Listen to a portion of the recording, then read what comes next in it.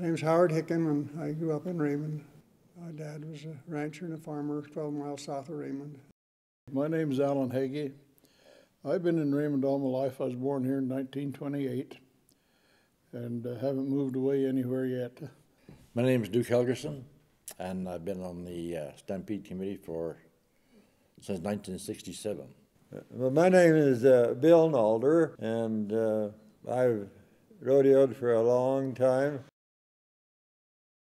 Raymond is known as the home of the first Stampede, even though Calgary sometimes claims it. We had our first Stampede in 1902 when Raymond was just the beginning of a town. And it wasn't an arena or a grandstand, it was held on a vacant lot up in the middle of town. But Reg Cooper was the first cowboy to come out of a chute on a bucking horse in Raymond, and he was quite proud of that. And then Delos Lund won the rodeo as the top rider.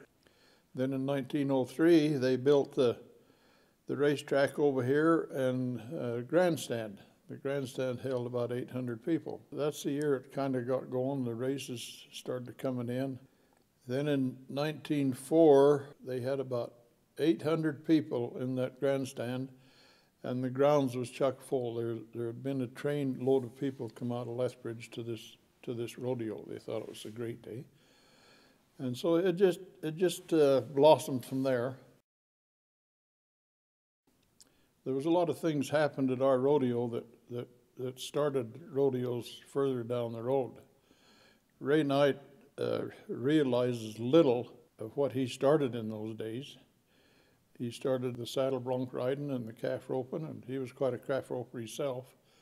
Then they went into the steer dogging, and then they went to steer decorating.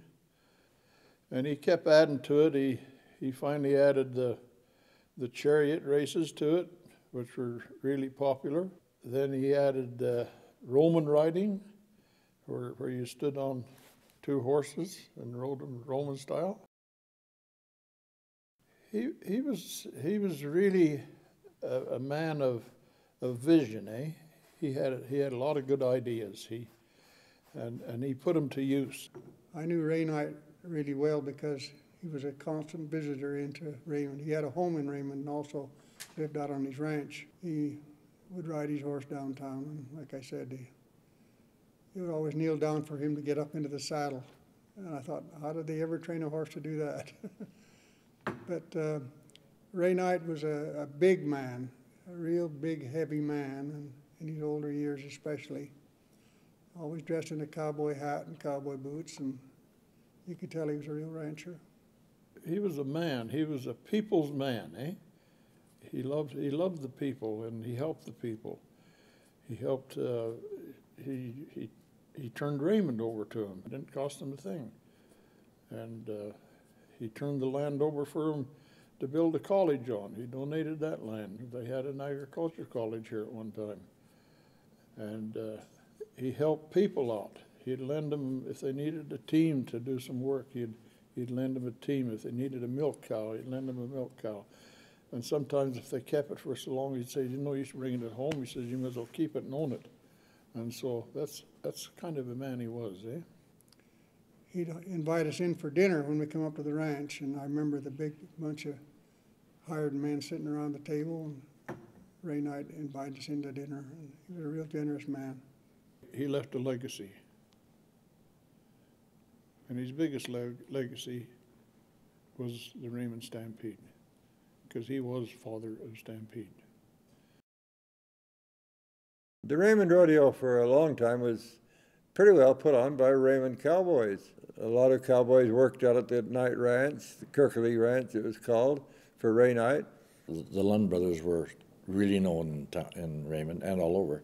There were 6 of them, and they were all bronc riders, and all good ones. Clark Lund went to London to a big rodeo, and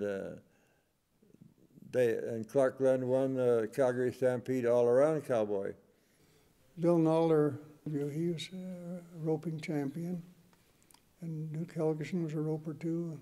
Herman Linder came from Cardston, and McGrath had a lot of race horses. They'd bring them over. It wasn't just a Raymond show, but for a long time the Lunds and the Bascoms and the Liberts. They're all brothers, and they're all cowboys in almost every other event. So Raymond produced quite a few cowboys that were quite famous. Oh, when I was young, I used to watch Red Kessler and different guys, and they were my idols then. So when about 14 or 15 years old, I started riding steers and tried to ride bucking horses, but wasn't too good at that. Then I started roping.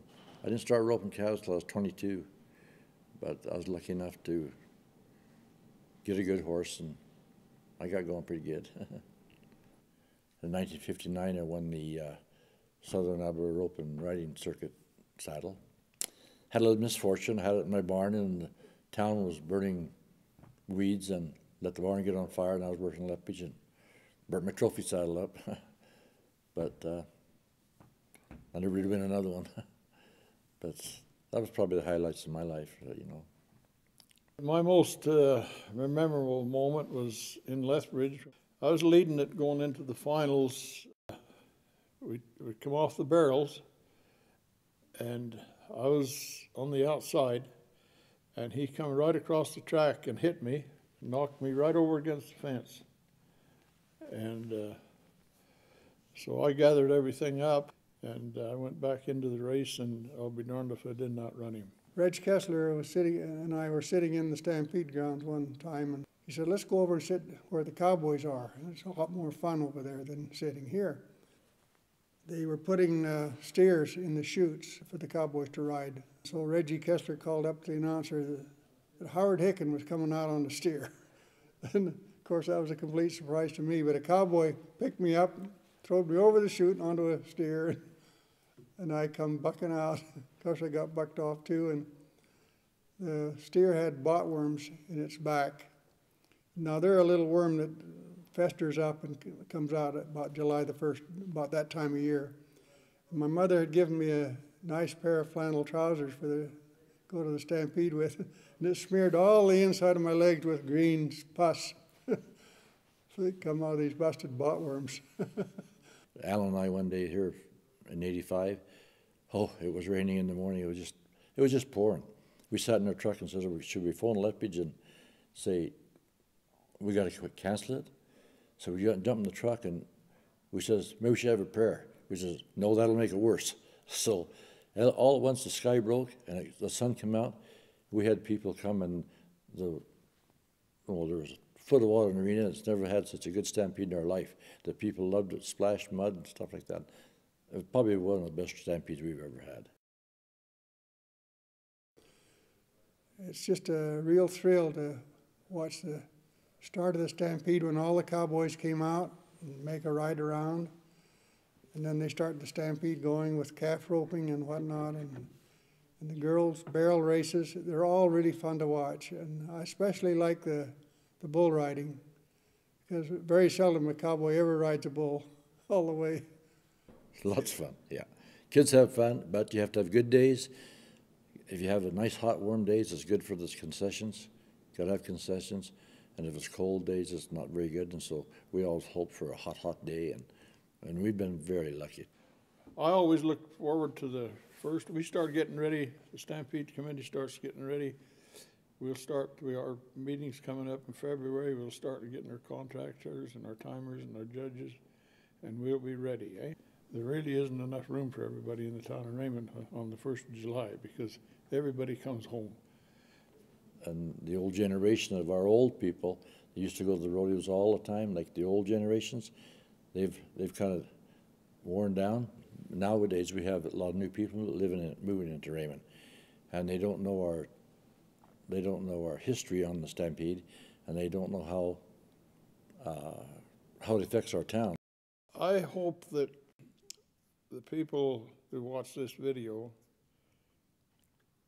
will realize and can see from us fellows speaking here today, with the experience we've had, that they will not let this Stampede get by, that they will keep it here and keep it as a home of the first Stampede in Canada.